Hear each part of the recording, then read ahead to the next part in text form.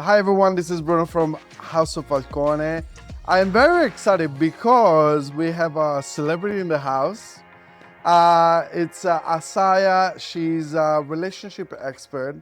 And I was really looking forward to this because, of course, we got introduced by Angela, my wife. She met you and you were like absolutely lovely. And then I heard a lot about you, but this is the first time we speak, me and you, yeah? Yeah, it's nice So to meet you. welcome. Thank you for having me No, on. of course. And as as you were coming in, I was looking through your social media. And I was like, I have so many questions, so many questions. So I guess like number one is what pushed you into the journey, into the direction that you are now. Yeah, it's a good question. No one in school, none of my career counselors ever told me you can be a sex therapist when you grow up. Like that's something you can study at university. Yeah. It really came. It came kind of. It's something that I fell into. So. I would say growing up, I wasn't very confident about sex. I wasn't very confident about relationships. I did travel to Europe when I was 18, and that was a really interesting life experience. I found people in Europe a lot more open about sex than people had been in my really small country town that I grew up in. Okay. So then when I came back to Australia, I knew that I was interested in this, but I still felt like there was so much that I didn't know and was missing out on. And then I went to a music festival in my early 20s and I happened to find a tantra workshop.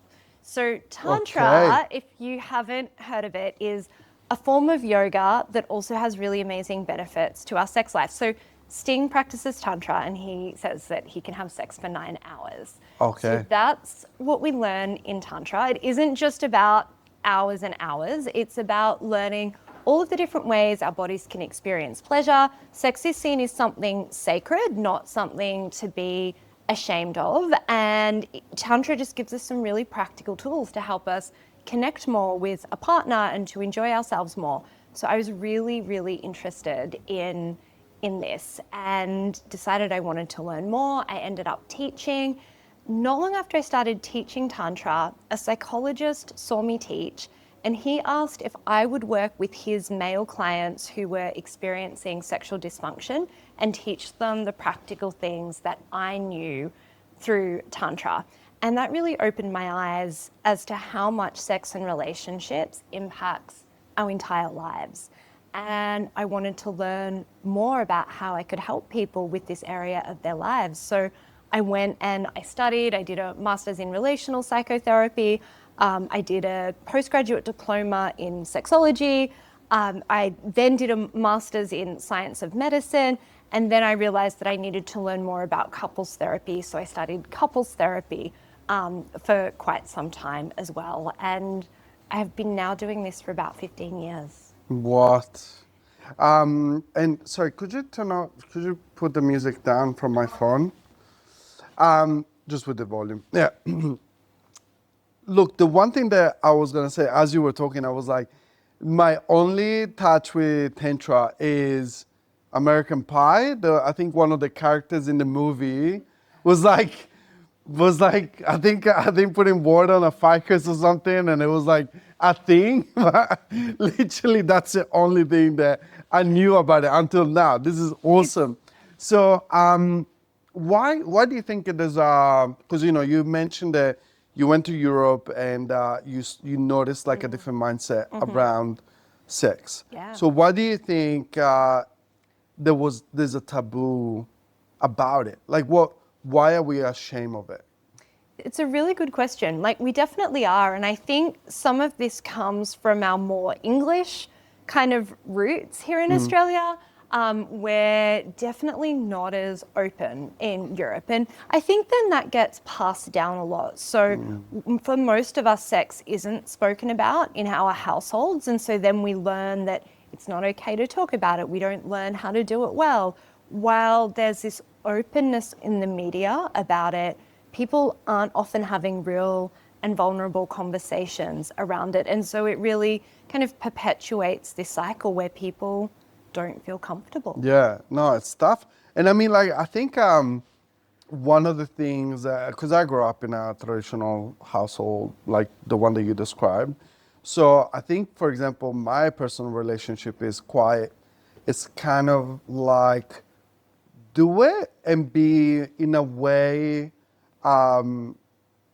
adventurous, but not talk about it. Don't talk about So it, right? so kind of like I do it, but I don't want to comment or say or Yeah. why is it so, like that inside of you there, and how do you actually why and how do you get How do you over that change it? bump? Yeah. It's a big one because actually we know that one of the best things that we can do to improve our sex lives, to experience more pleasure, to maintain lasting desire, is to learn to talk about sex well, to be able to talk about sex openly, honestly, and comfortably.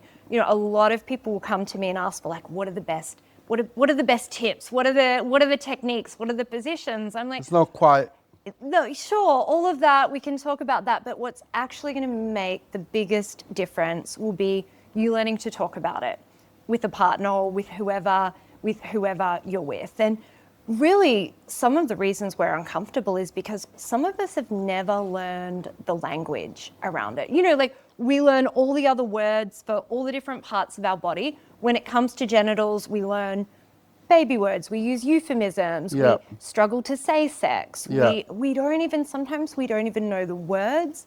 Women in particular also are not taught how to ask for what they want. And so they can feel embarrassed, like I'm going to be ashamed too much, my partner will reject me if I say, this is what I want, this is what I like. And a lot of women say to me, I don't even know what I like because I've never given myself permission to explore. So for all of these reasons, it gets really hard to, even often with the person we're having sex with, to actually talk about it with them. And really it comes through practice. The more we do it, I wasn't this comfortable talking about sex the first times I had to have these conversations, but the more we do it, the more we practice, the easier and more comfortable. So do you reckon basically a little bit of understanding and like how to speak about it in terms of like actual semantics, like what kind of words to use, but how do you get over, so let's say one of the biggest thing that I would imagine is you're afraid to hurt your partner, right? Or have you heard that before, like from your clients? With giving them feedback, maybe I don't like what you're doing and you're going to hurt the person's feelings. How do you help your clients get over the bump again, you know? So I will give them kind of like scripts to help them. And I give them activities to take for homework as well. So and it sounds really simple, but one of the activities that I sometimes give my clients is writing a list of vulva, penis, breasts, and getting them to talk about, okay, what are the words that I like to use for this part of the body? What are the words that turn me on? And what are the words that will turn me off? Right. So that you can literally sit down, have a glass of something together and go through, okay, what are the words that feel good? What are the words we don't like? I have intimate conversation starters that I get couples to go through. And again, they often will make this like a special kind of date where they'll set up things and I'll have them ask each other questions that they never think to ask each other. So what's your favorite position so far? What's a guaranteed way to turn you on? If you're struggling to reach orgasm, what could I do to help you? Yeah. So I'm normalizing the conversations by giving them activities that start to open it up. And in terms of giving feedback in the moment, so I think there are 3 times where it's really important to talk about sex. Before sex outside of the bedroom, during sex, and then afterwards. Right. Each one of those needs its own conversation. So before we even get into the bedroom, we want to be having those pre-conversations. What feels good? You know, what do you like? Are there any boundaries? And then in the moment, it's really helpful to be able to share what is feeling good. And I will generally teach people a kind of a 3-part script that helps them give feedback around that, which is sharing some kind of appreciation. It's kind of the praise sandwich method that a lot of people will know. Yeah, I love this. I really appreciate how much you want to please me. Yeah. I love how gentle your touch is. And what I would really like and what would really turn me on right now is if you were to do that harder, softer, faster, slower, if you could try doing something else instead. Yeah. And then praise. Oh, that feels great. Yes, please, even harder. So when you're giving it, like when you're sharing the feedback like that, it's often easier. Yeah. Because a lot of people, while they'll say to me, I'm afraid to tell my partner what I want. I don't want to hurt their feelings. Their partners are often saying to me, I really want to know. I wish my partner would share. I want to know. I want to get it right. I wish that they would tell me what they like and what they don't. It's very interesting to hear like the psychology behind it, because one of the things that I'm liking the most about our conversation so far is that it really is scientific. It really is based on systems that work, and on system that the practical systems that you give to your clients to help them through it. So, but the one thing that I'm most interested about it is the psychology behind it. So just the fact that you have, a system for communication, which is really just communication. I feel like once they know how to do this, then everything else in the relationship, it kind of like takes that same formula, right? I think if you can talk about sex well together, you can probably talk about anything. You reckon that's the hardest subject? It's one of the hardest, I think. One of the hardest. It's still one of the most vulnerable. Yeah. And so if we can learn to talk about this, then we can talk about other topics as well. And I have a lot of women that I work with who'll say to me, because of what we were working on with communication inside the bedroom, I actually speak up more at the office. Wow. I'm not afraid to express myself in a lot of other situations. Yes. Now. That's beautiful. We talked very briefly about confidence, because you mentioned that you yourself, there was a time and place that you weren't confident. Yep. So number one, you just mentioned, they learn the system, this bedroom talk, right? They learn that, and then they improve in their professional life and their relationships. Also, I imagine even like just friends, family, and so on. So what is the place of confidence, right? And in this journey, and what does it do to their life? In your terms, like in what you think. I would say there's two pieces to the confidence. One is confidence, how we're feeling about ourselves, but also competence, what skills we have as well. And when we have more skills, that can also build our confidence. And so they go together. Hand in hand. So if we've never been taught how to communicate with a partner, if we've never been taught the ways that our body can experience pleasure, the ways that we could please a partner, or the ways that we can speak up, we're going to struggle with that. But when we learn those skills, that can help us feel better within ourselves. And then there's a positive cycle. We also know that relationships are really important to how we feel about ourselves. So as we cultivate better relationships through the communication skills that we learn, that helps us feel better within ourselves as well. And I don't know if I'm like asking too much, but in your personal journey, what did change the moment that you felt more confident? What did change in your life? Because you described a moment that you weren't, and then a moment that all of a sudden you were. So if you think about it, like, did your professional life change? In even in a cross way, like, did your income change? Did your lifestyle change? What happened with the confidence being off and then on? I learned that if I could be myself in the bedroom and stop holding back, feeling ashamed, trying to be small, that I could be that full self anywhere that I was. And so for me, that meant showing up more in my relationships, attracting more people into my life that were good for me. It did mean speaking up and speaking out. I started to present and do public speaking in ways that were different to what I ever had before.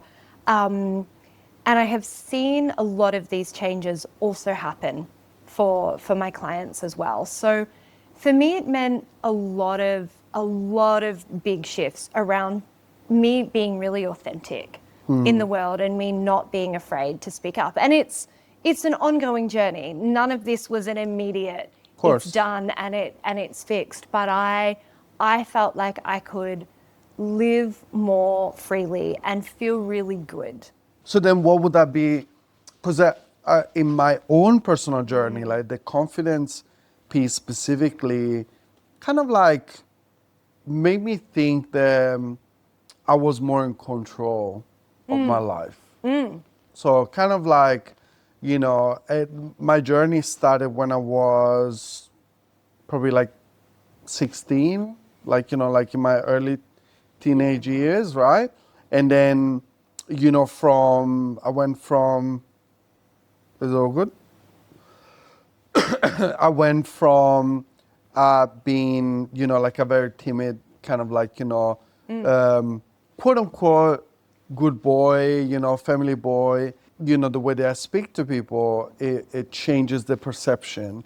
The way I actually address or present myself, it changes the perception. And then that became into that confidence piece where if I'm confident, it's almost like a superpower. There's so many things that happen because of the confidence, right? Yeah. And one of the things that I advocate for it, that I really believe into, is when you feel confident, you feel good, then things happen to you. Like people say yes to you, right? In the past, I've described it as when, let's say, like you're in your 20s and you're like in a tipsy night out and everything you say is like, yes, let's do it. You just get yeses, like people that just like go with it, right? So I think for me, like the confidence piece is, there's a lot of different pieces going together.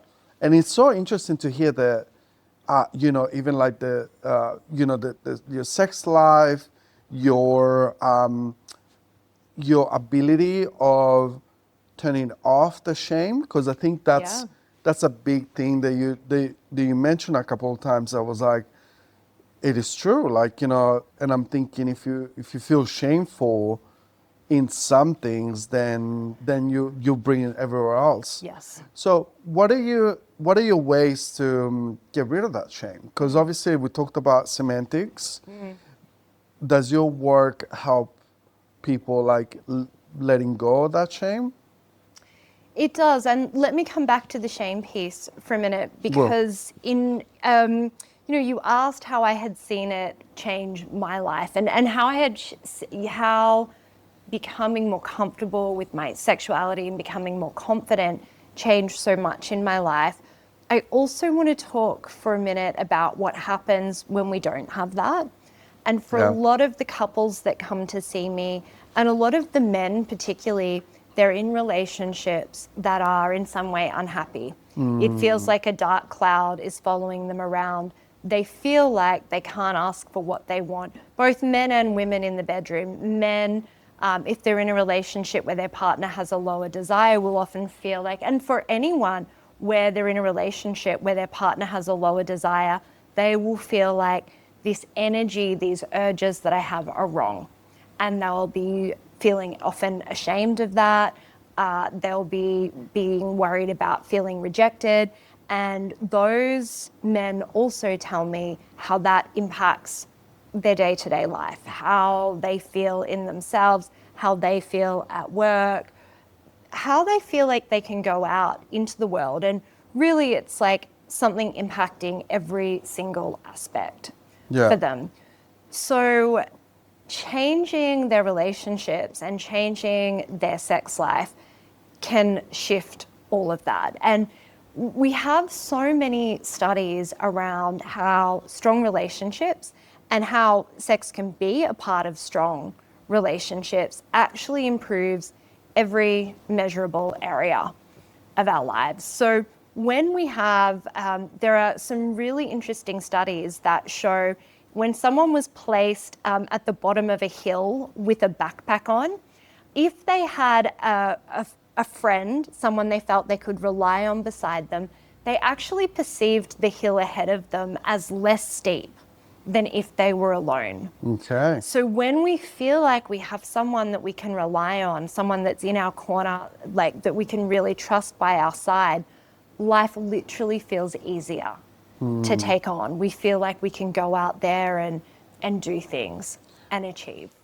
Well, like to that, I can tell you that this business that I didn't build alone. So this business, it wasn't even a dream. It was just like, it was a conversation with a few clients and then a conversation with my wife, like my life partner.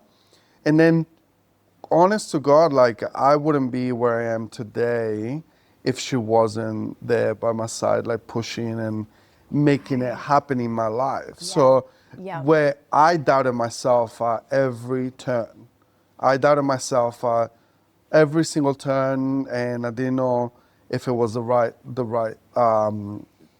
journey, the right thing to do. But at every turn, she was there with supporting and making that hill look a lot less steep. Right. So it's true. Yeah. It's true. In your own personal, in your own personal experience, what are the myths, like that you encounter all the time? So you have, and for men and women, like that would be very, very interesting to hear, like the different. There's a lot that we're not taught about healthy relationships and healthy sexuality, and we often end up in relationships with these unattainable expectations and getting really upset with each other when they're not met. So Love it. I think one of the biggest misconceptions around relationships is that when we find the right person, it's going to be easy. It's interesting. Yeah, it's true. Right? Yeah. Because you get so like this Disney It's happily fairy ever tale. after. That's right. Right. Yeah. You find the person and then that's it. And that is the cause of so many challenges in relationship in so many ways, because it also leads people to think that they don't have to work on it anymore. That's that right. They don't have to actually keep taking actions. Yeah. And I use the analogy of a car. You might really love your car, Yeah. but you keep taking care of it. You put fuel in it, you watch for warning signs on the dash light, you take it to a mechanic to make sure it's running smoothly. And yet people are like, yeah, but we really love each other. That should be enough. We're together, I'm not going anywhere. Right. And it's like, no, that's not enough. Yeah. Yeah. Well, I think even in a healthy relationship, you never stop doing that, right? Like you talk to each other. There's a lot of men and women that stay in the style, like in my eyes, from the 20s. And I'm like, what are you doing? Like you're 40 now, you're 30. You gotta change that. It's like you have to work on it. So the biggest myth is that you don't have to work on your style. Right. This is how I am. This is, and people, and kind of like sometimes you have a mindset where they say, this is who I am, you have to take me and what it is, it is. Right. But especially in the professional world, sometimes that doesn't match with the way that you want to be perceived. Absolutely. So in my specific experience, you have like entrepreneurs that become very successful very fast, and they still embracing in a way like that 20s, like they're in the 20s style, and when they walk into rooms that now are more elevated, sometimes they're not taken seriously. Yes. So that's when working on your style, like depending on age, depending on success, depending on the people that you want to attract, that's when like you need to work on style. But I'll let you go for the second myth. I want to let me add something to that, because a lot of I hear something similar when people come into therapy. This is just who I am. And I'm not in therapy to change who you are. I'm here to give you more skills that help you out in the world, that help you have more harmony in your relationship, that help you have more satisfaction in the bedroom. It's not about changing fundamentally who you are. You be you, but let's add some skills. It felt important to speak to that. What are the other myths that I hear? Arguing is not a good thing, and we shouldn't argue. So I would say for any couple that absolutely never has arguments or disagreements, there is probably a lot going on under the surface that they're not sharing with each other. Angela, sorry, I think there's going to be a problem here. You never fight, the two of you? You never have disagreements? we have passionate exchanges. Yeah, perfect. Good. But no, but we don't. We have disagreements, but there's not like there's not the fight.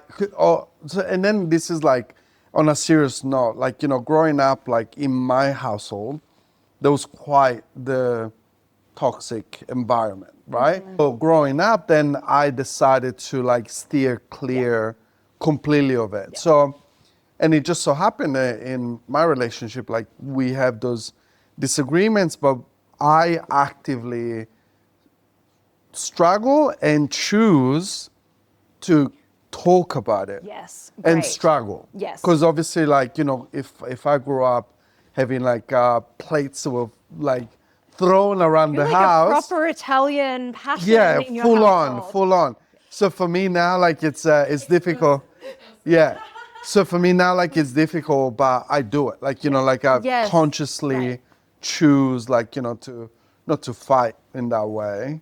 See, that's important, because if you're never sharing what is bothering you, or you're too scared to go in and have a disagreement, that's going to sit under the surface. That's going to lead to resentment and to disconnection. We want to make sure that we're arguing well, so that we're not disrespecting each other, we're not doing damage to the relationship, but also avoiding conflict altogether isn't going to be helpful. I think in that specific case, so we talked about so fighting. It's not the myth is that fighting is not good. Yeah.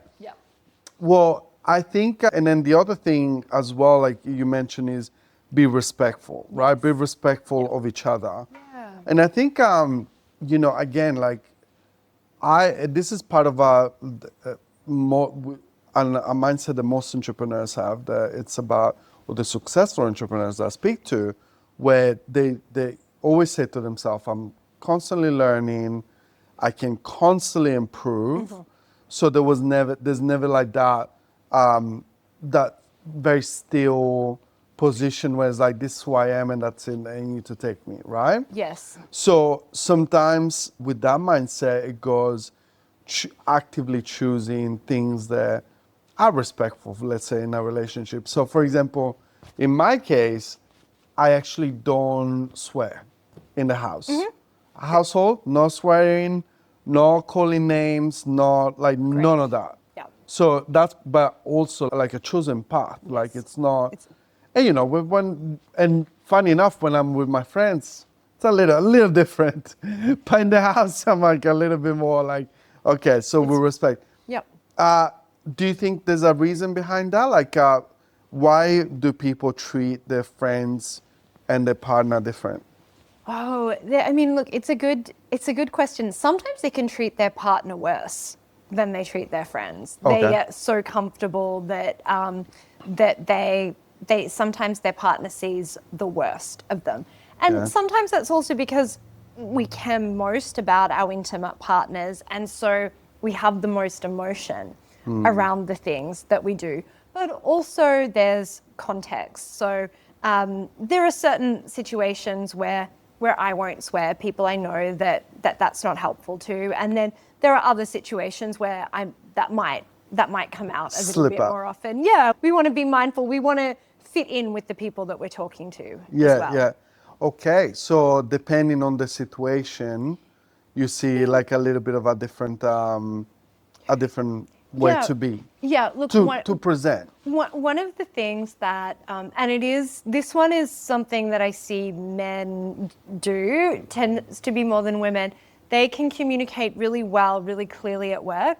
And then when they come into couples therapy, they'll say, I don't know why my partner can't hear me. I don't have any problems communicating with people at work.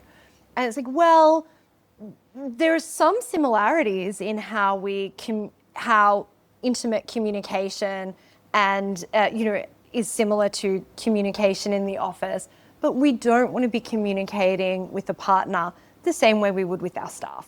No, of course not. And so expecting to be listened to in the same way isn't probably going to go across very, very well. It's a more reciprocal relationship with an intimate partner. So we want to make sure that we're fitting to the situation that we're in. I like that. So like it's again, it's learning again through science how to speak, semantics, systems.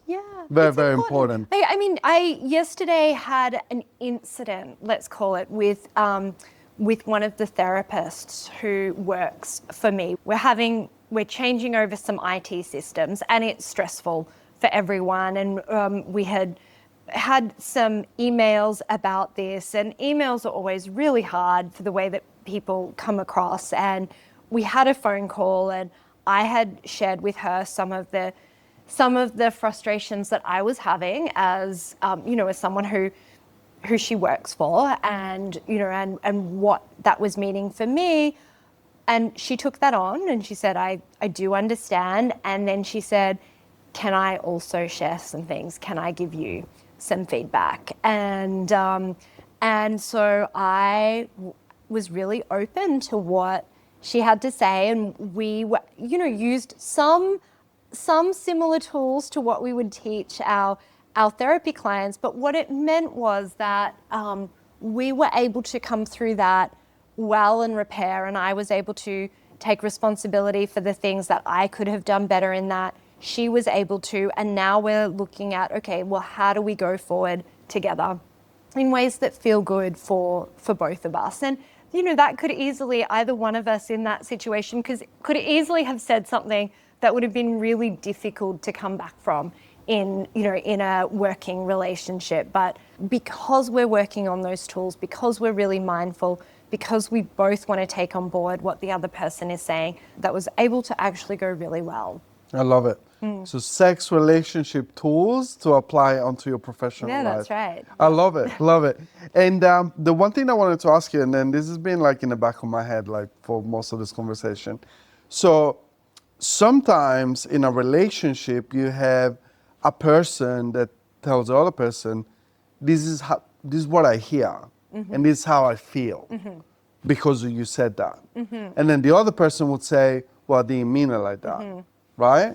So how do you navigate like that situation? This is like me not being a sex doctor. I literally just say, well, if you heard it like that, it's your truth, and I need to just be okay with it. Like, and I'll let's say like apologize or like acknowledge it, right? But what are your thoughts?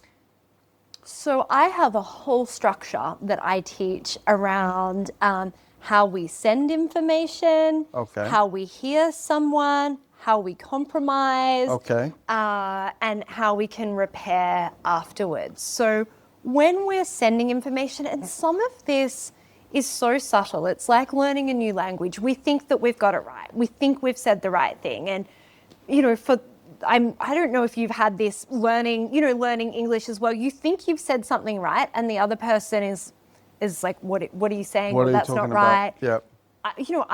Yeah. I've had that when I've been, ordering coffees in other languages and they're like, what are you talking about? I was like, I swear to God, I got that exactly right.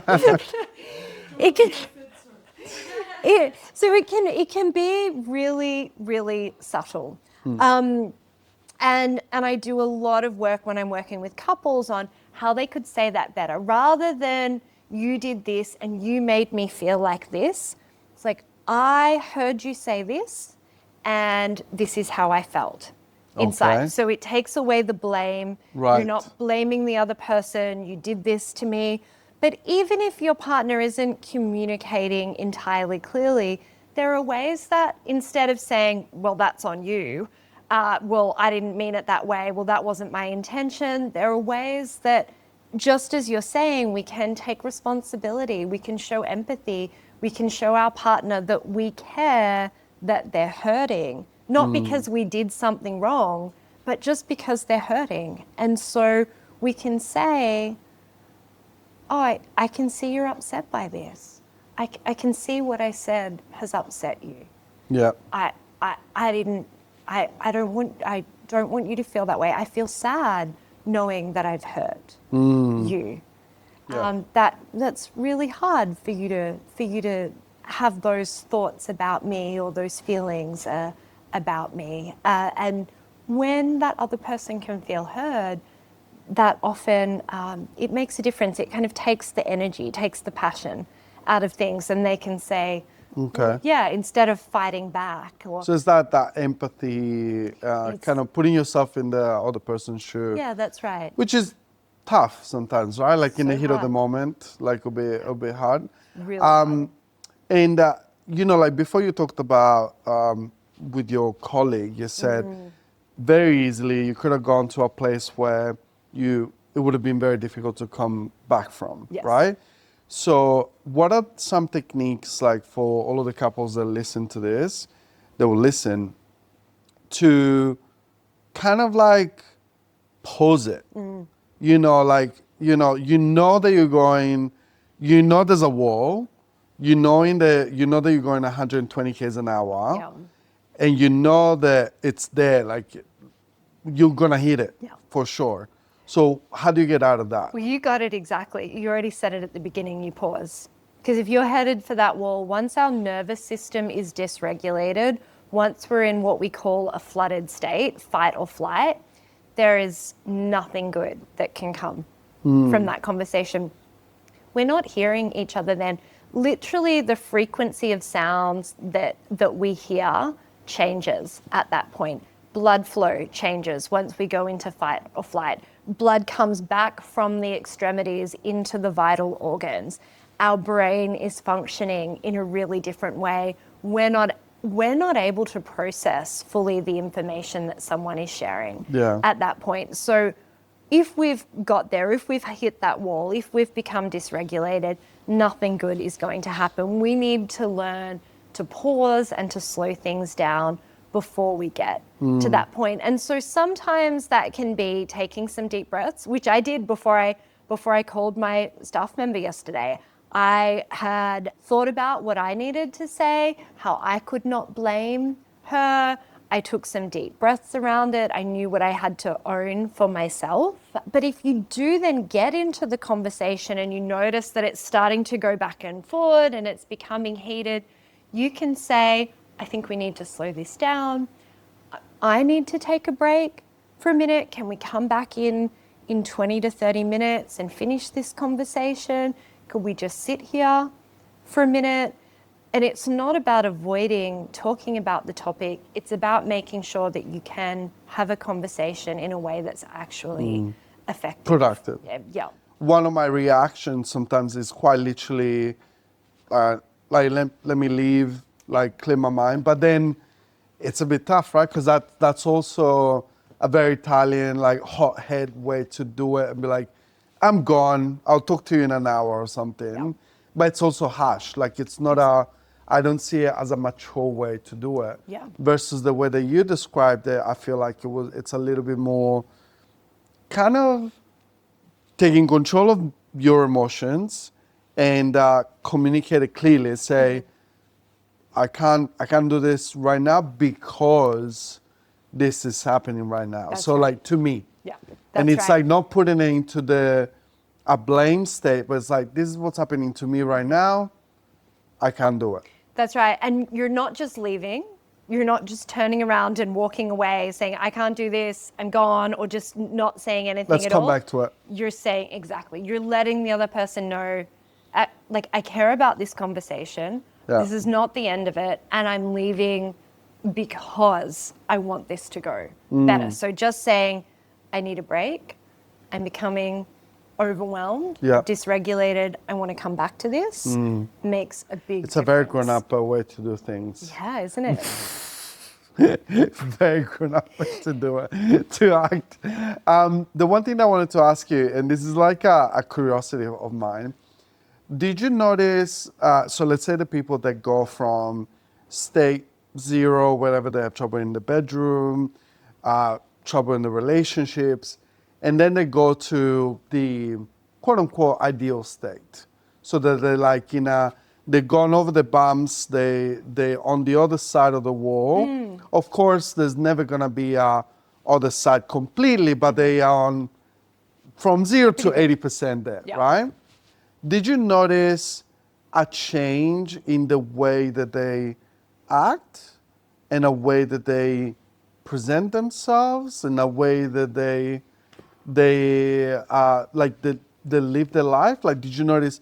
So could be lifestyle. So like be a little bit more social, get like go to the holidays that they wanted to take, or asking for the promotion that they wanted to ask, or taking care of themselves. So like starting to like for the guys the beard, for the women like taking care of the hair or whatever.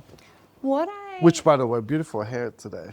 Thank Looks you. good. Thank you. I've been dying to tell you like from the start, but like that's the idea. So like they take care of themselves. Like, did you notice that difference or not really? What I notice is that very often when there are challenges, again, in the relationship or sex, people are going through the motions. They're going through the motions. They're getting up, they're going to work. They might even be going on the holiday, but the way that they're feeling inside isn't what it could be. I use the term like a dark cloud. This is how my clients will describe it. It is like a dark cloud. It is this anxiety inside me that is eating me up. And they go on the beautiful holiday and they argue, or they feel anxious the whole time. Are we going to have a fight? Are we going to have sex? Is my partner going to be paying attention to me? And when they're able to turn things around, they're just able to enjoy those things a lot more. And I think it comes through in more subtle energy ways, but the way that people will say, they'll say things to me like, oh God, everything just feels lighter. Everything just feels easier. Like I'm able to go out and not just watch my friends have conversations, but I'm able to feel like I'm a part of it. Like I have more energy. I feel more alive right now. I'm not being weighed down by the relationship challenges in the back of my mind. That's very interesting, because obviously like in the industry that I am, I usually notice, with the increasing of confidence or because you're describing the before and after. You're describing like, and in the after that you said in this conversation, you talked about, I guess, like in the professional life, they know how to communicate, so they improve that part of it. And then in the relationship, so they're able to enjoy more, like the holidays, the time together, and so on. In my industry, it's a lot more visual, and maybe because I pay attention specifically to it, but I definitely do notice like that taking care of themselves. So it doesn't matter exactly the clothes specifically. It's more like I said, like for men, they'll start like, showering more. I don't know, like, like they'll start taking care of themselves, the beard, the hair, or even the way that they dress. And same for women. Sometimes, and this is like kind of like the science behind it, it is quite literally, and this is just in the sense of presenting yourself. So whenever you present yourself authentically to yourself, at the same time to appeal to like a specific type of judgment, because at the end of the day, whether you like it or not, people decide to trust you or not trust you within seconds of meeting you, right? So that's when taking care of yourself, like the hair, the makeup, the clothes, like everything comes to it. So in my personal experience, like my clients, I can almost tell whenever things are working, Oh, this makes they sense. take care of themselves. And Yeah. whenever things are not working, that's when you get the answer, oh, but let's say, like, oh, I just need a suit for work. Or it doesn't matter, like, I look all right. So they let go of that part of themselves. See, this is interesting to me because in relationship, I think there's a challenging balance. Like at the beginning, we're trying to impress each other. They go out on the date, they make the effort. And then there's this period where they get a little bit more comfortable and you don't have to feel like you have to be put together to go and catch up with this person. And that's really nice. But then what can happen is couples don't ever really make that effort again. And they get comfortable, but in ways where it's like they don't go out on dates or they just go down to the local bar and, and they're, not wearing the lingerie if they're a woman anymore. And even the other day, one of my clients was saying to me, they went on a weekend away and her husband wore the same shirt that he wears to work every day. Right. And she felt like he wasn't making an effort for her. Like she wanted that to be something special. And what he was wearing to her signified that this wasn't a big deal. He was just wearing the old, and for context, he's a tradie, so it wasn't like he was wearing a nice shirt for work. He was wearing like the high vis shirt for their holiday. And she was like, oh my God. Why? And so what I'm curious about this now, because I suppose I had seen like, people forget to kind of make the effort. But I'm also wondering now, is it a sign that they're not happy? And it's probably a bit of a cycle where then they don't make the effort. Why should I make the effort for my partner when it doesn't feel like they're making efforts for me? Well, I think it comes down to values, right? And then this is me, being Italian. I grew up in Italy and I came to Australia when I was like an adult already. So for me, like taking care of myself doesn't depend necessarily on my relationship, right? Because it's a value ingrained in me. So whether I was single or married or whatever, like that's how I am, right? So take care of myself, I find it that it's very, very important. But why? Because I see what changes in my life whenever I do that. My life will be the same whether I dress up or not, or whether my hair is good or not. Like, and especially, and this is like the hottest is like topic. Literally, people that go to the office, engineers, oh my God, like literally, they're like, and they honestly believe it in their bones. It's like nothing will change. I go with a t-shirt and it's okay, right? Yeah. But it's a very real world. I promise you, I spend time with incredibly successful people. I promise you, it's a very real thing where you are part of certain circles, you need to take care of yourself. Part of certain circles, the way that you take care of yourself, if it's quite literally is being read as you can't take care of yourself, how can you take care of my business? Quite literally. Yes. So this is within the professional life, right? So one of my mentors says this all the time. How you do one thing is how you do everything. I love it. So whenever, like a lot of people, they don't know that that's the message that they're sending out there. So it's not about comfort. It's about, I'm not taking care of myself, and in a way they're sending this message where I can't take care of you. Yes. Right? Yep. So I think in a relationship, I feel that there's a lot of couples that I see, because obviously they get married, and in the height of the relationships, there's a lot of criticism, like which I think that stops either or, like the guy or the girl, like, because like could be suits for both, but let's say that they stop the guy from being free to be themselves, Yes. because they know that the future wife, the girlfriend, or it's very critical. Oh, that color looks horrible on you. I'm like, you can't tell that to your fiance, right? Like, Right. be That's like, good. you can be a little bit more soft. Yes. You know, Yes. You there's could be a ways to. couples therapist. You could be teaching. This is literally some of the language that we use. Criticism is one of what we call the four horsemen.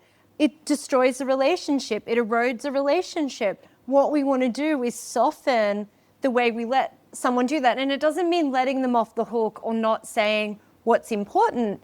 It's like, I don't personally love that color on you. I'm really attracted to you when you wear this, rather than pointing it at them. You can already see. There you go. Are you interested in a conversation? Are you interested?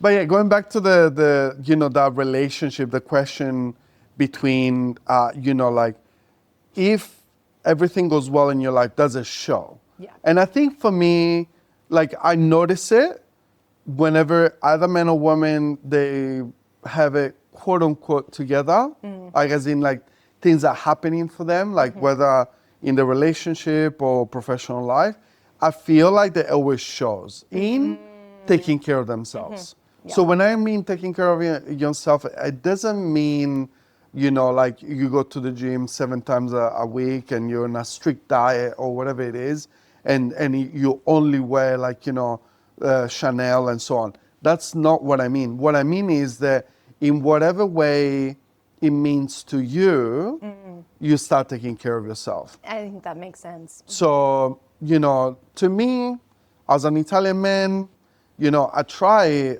like there's this obesity in my family. So, and I always had this thing in my head. I was like, oh my God, when I'm going to be 40, I'm going to be like, 150 kilos, right? And like, almost like objectively, I'm like, I don't want to do that. Like, I don't want to be that. Yeah. So the 40s came and gone, and I'm still okay, right? Versus like the couples or like the men that has let go of that, things are not working out. Yeah. Because I speak to them every day, and I will say, and it's sometimes like, like, because I'm Italian, so like it slips out. I'll be like, how old are you? And they'll be like, 40 or 39, or like, sometimes it'll be my age, but they look 10 years older. And I'm like, what happened? Like, what's happening? Yeah. With my wife and the work, the like professional. So there's something wrong with it, right?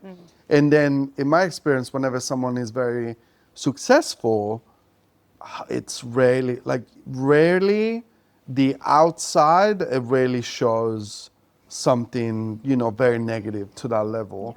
So in a relationship, I think that it's so important, especially like long-term relationships and so on, because the partner has such a weight on what she says and how she or him will shape each other's lives. Yeah. So I think I gave you a very long answer, but I think it shows. Like, if everything is going well and you're working on what you're doing, it shows.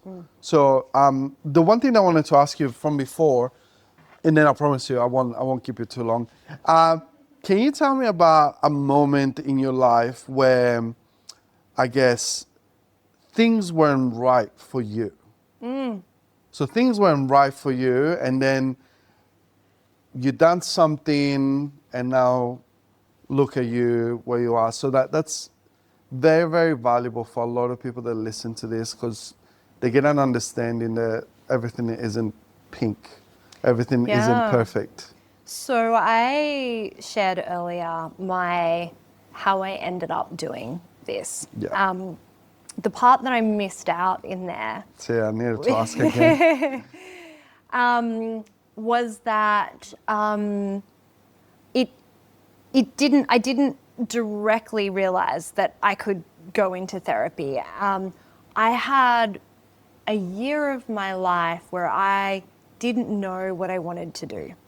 I had started studying tantra, but I had also finished my undergrad degree, and I didn't think that that's what I wanted to do. And I started working a job, and I got fired from it, and I broke up with a partner, and I lost a pregnancy, all within a really short space of time. And looking back, it's still one of the darkest periods of my life, where I truly didn't think I wanted to keep living, and I felt like the universe had betrayed me. Wow. Like I thought all of the right things. I had worked hard, I had been a good person, I had given as much as I could to my relationship, and then all of it fell away, and I had no idea what I wanted to do. And it was the first time in my life that I went to therapy. It was 3 months in that period. I realized that I couldn't get myself out of this deep, dark hole that I was in alone. And I reached out and I got support from an incredible, that therapist has just made such an impact on my life. I managed to pull myself through that using all of the support that was around me, all of the spiritual practices that I had. I had taken a break from my meditation when things got really hard, which is what we tend to do. And then I made a commitment. I was going to go back and I was going to do 1 hour of practice, of spiritual practice, of meditation every single day. And that really transformed my life. I still didn't know what I wanted to do. I knew that I loved this stuff around sex and tantra, but this was 15 years ago. This wasn't a career. It was common not. discourse. No, it was not. And so I made a decision. I was going to go and do another tantra course in the US, and I was going to take some time off and do some traveling. And after a year of it feeling like nothing in my life was working, within 2 weeks I had sold basically everything that I owned, including a vehicle. I had a ticket, I had everything fell together, and I was on a plane to the US. And I remember still there's this moment where I was sitting on a plane going to this small town in the US. I'd landed in LA and I was going to this small town, and I looked down and I could see the clouds underneath me, and I just had this overwhelming sense that everything's going to be okay. Like, everything will be okay. You're through that dark period. Now is going to be the light. And I spent 12 months then between the US and Costa Rica. I did more study around sexuality. I did a lot of spiritual exploration. It really, really changed me. And it was also towards the end of that period where it was really clear I loved exploring sexuality in ways that were really meaningful, and these options for how I could do that as a career, which I had never seen before, started to open up to me. And I came back and I started studying, and I was like, this is what I want to do with my life. But I know that I had to go through that period of darkness in order to make those decisions. Because if everything had been going well in my life, I wouldn't have left. I wouldn't have gone traveling. I wouldn't have looked for an alternative career. I would have kept doing what I had initially studied for. Yeah. So sometimes what feels like a really dark period, I believe, is actually leading us to what we're really meant to be doing. That's beautiful. Look, I can tell, like, how honest and open you were there, and I can tell that moment in a way was pushing you to be the person they could change someone else's life. I feel like it's a lot about, like, you haven't explicitly talk about it, but I think it's about contribution. I feel like there's a moment that you probably thought, I can change things, and Yeah. I can change this specifically, Yes. which is great. It's a beautiful feeling, and in a way, personally as well, like I share like that value of wanting to contribute and wanting to change, because I myself went through it in different times. I went through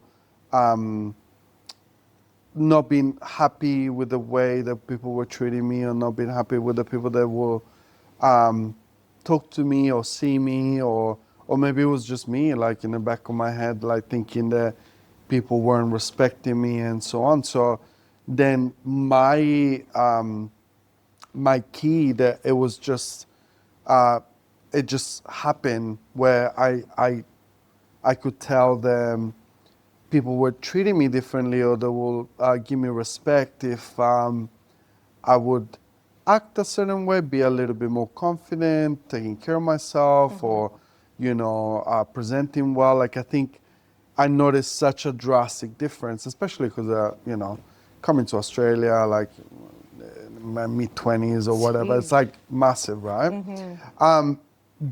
But I know the moment that I felt different, the moment that I felt more confident, and the moment that and that was like, when my nonna, like, put on my first custom jacket on, and I felt like, this power, like, but then I literally felt that I should do that for other people. As I'm listening to you, like, I'm like, this is contribution, this is wanting to change, in a way, the world, and but change people's life and really touch them, and not just working. So I think it's beautiful, your story.